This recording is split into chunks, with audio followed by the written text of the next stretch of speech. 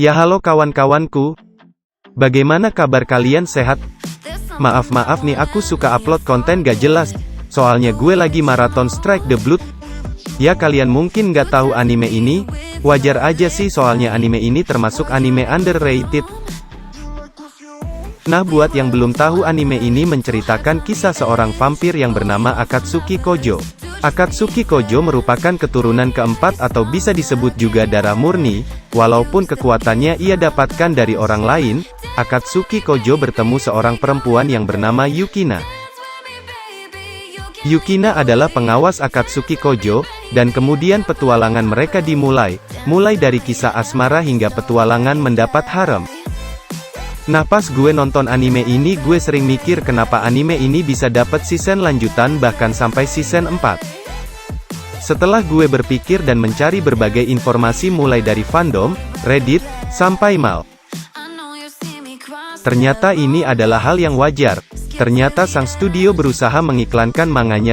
Nah, gua mikir bisa gak ya Kimi-sen dapat season 2. Sebelum lanjut, gua kasih tahu dulu studio yang bikin anime Strike the Blood adalah anak perusahaan Silverlink, Studio Connect. Strike the Blood mendapat keuntungan dari penjualan manganya sekaligus light novelnya. Nih buktinya.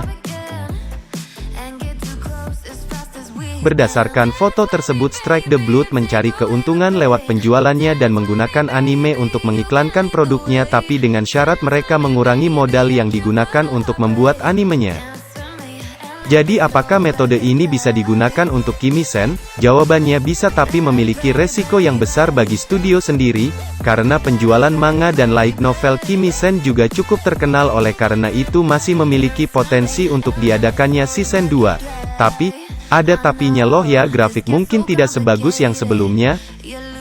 Seperti yang kita tahu, Silverlink selalu membuat anime dengan grafik yang dapat memanjakan mata.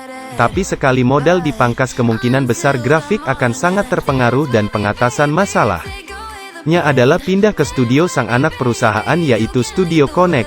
Studio ini masih menggunakan style gambar Silverlink tahun 2015 sehingga gambar tidak terlalu bagus dan mungkin akan mengurangi popularitas karena studio ini tidak terlalu terkenal.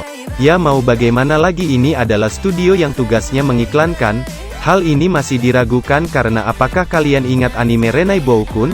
Anime yang sukses mengiklankan manganya dan mendapat popularitas yang tinggi sekitar 250.000 orang meskipun kalah dalam segi ranking. Walaupun sukses, studio tersebut tidak melanjutkan animenya, padahal anime ini sangat berpotensi, bahkan anime ini adalah anime paling populer yang dibuat oleh studio tersebut. Namun apa daya, dasar dari pembuatan anime tersebut adalah untuk mengiklankan sehingga mereka memilih berhenti. Selain Renai Boukun ada juga Maoyu.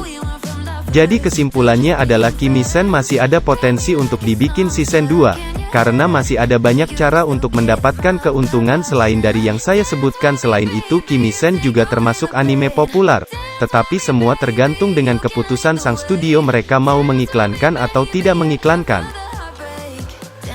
Sekian, terima kasih.